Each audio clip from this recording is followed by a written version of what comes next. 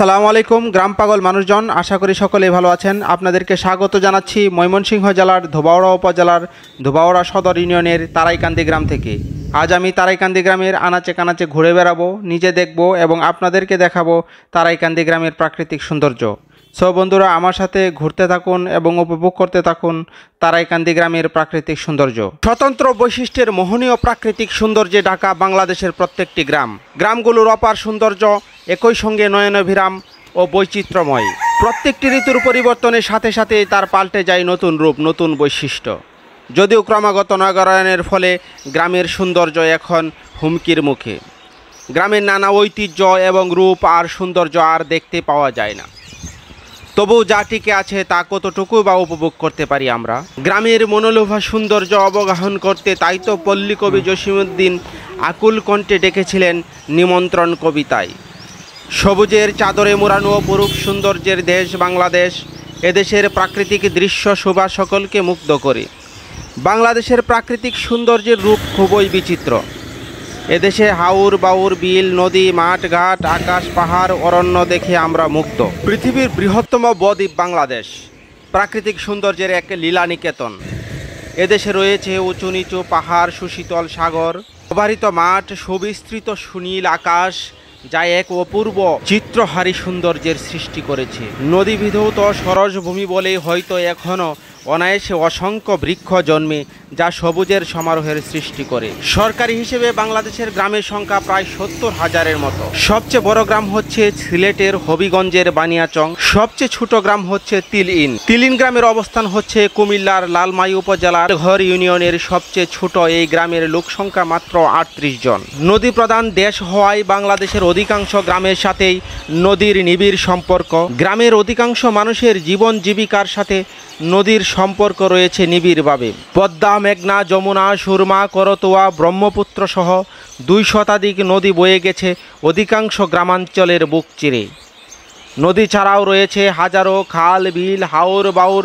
প্রত্যেকটি গ্রামেই দেখা মেলে জলাশয়। বাংলাদেশের গ্রামগুলোর নাম যেমন চমৎকার, মনে ব্যঞ্জনা সৃষ্টি করে, তেমনি সুন্দর। অধিকাংশ হাওর বাউর বিলগুলোর নামও চমৎকার, যেমন হাকালুকির হাওর, টাঙ্গুয়ার হাওর, চলন বিল, ডাকাতিয়া বিল, তামা বিল। অধিকাংশ গ্রামগুলোতে শুধুমাত্র প্রাকৃতিক আচরণের সাথে তাল মিলিয়ে চলে গ্রামের জীবনযাত্রা। রোদ, বৃষ্টি, ঝড়, বর্ষা সব কিছুর সাথেই গ্রামের জীবনযাত্রার রয়েছে নিবিড় সম্পর্ক। ঋতু বদলের সাথে সাথে বদলে যায় গ্রামের রং, রূপ, লাবণ্য। তাই তো শরতে দেখা যায় শুভ্র মেঘ, কাশফুল, ঝকঝকে নীল আকাশের অপূর্ব সংমিশ্রণ। নদীর তীরে তীরে শুভ্র কাশফুল, গাছে গাছে হাসনা হেনা কিংবা শিউলি, কামিনী, বেলি, বিলে জিলে শাপলার সমারোহ। এক একটি গ্রাম যেন হয়ে যায় আশ্চর্য এক মধুরূপ সৌন্দর্য। এক একটি গ্রাম ঢেকে যায় এক এক আশ্চর্য রূপ মাধুর্যের সৌন্দর্যে। কখনো আনন্দের বার্তা নিয়ে আসে শরতের বৃষ্টি। চারপাশে শুভ্রতার মাঝে বৃষ্টি হৃদয় মনকে করে তোলে প্রফুল্ল। বৃষ্টি শেষে দিগন্ত জোড়া রংধনু, মনের মাঝেও যেন আকাশের রং মেলে। নরম রোদের সকাল, রাং মাখানো সূর্য, রাতের স্বচ্ছ আকাশে চাঁদ কিংবা লাখো নক্ষত্রের শরতের সৌন্দর্যকে তুলে অপার্থিব করে তোলে। শরতের রূপে মুগ্ধ হয়ে নজরুল লিখেছিলেন, সৈপাতালো কি শরতে আজিকে স্নিগ্ধ আকাশ ধরণী, নীলিমা বাহিয়া সাউগাত নিয়া নামিছে মেঘের তরণী। হেমন্তে আবার গ্রাম পাল্টে যায় অন্যরকম আবহে।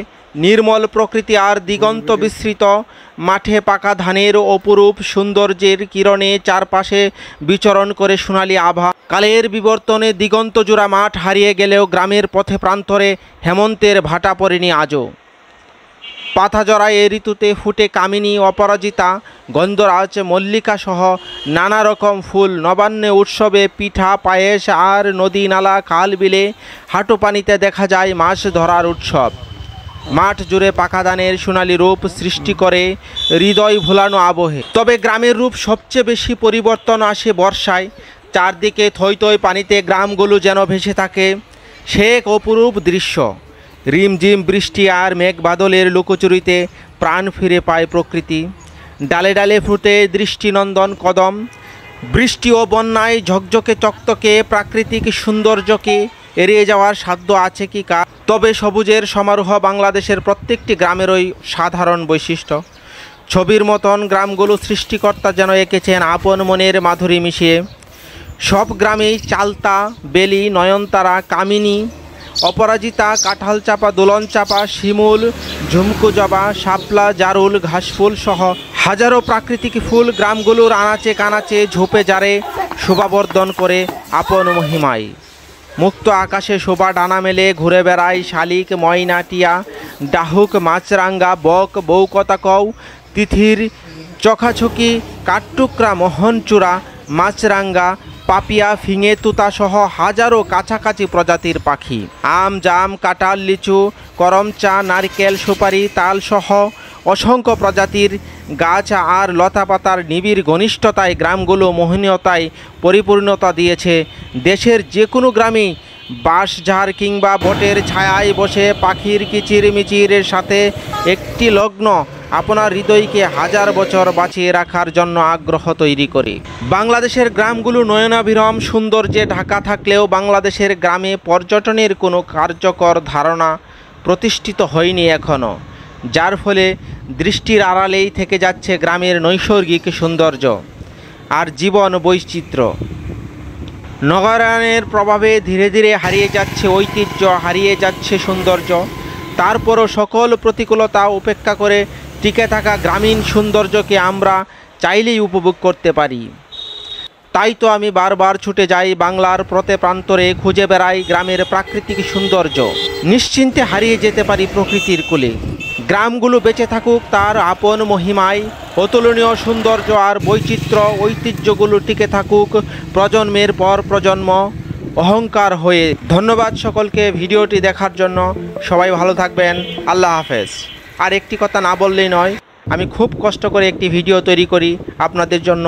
অবশ্যই আমার ভিডিওতে একটি লাইক করবেন, একটি কমেন্ট করবেন এবং আমার ভিডিওটি শেয়ার করে আমার পাশেই থাকবেন। ধন্যবাদ সকলকে। সকলেই ভালো থাকবেন। আল্লাহ হাফেজ।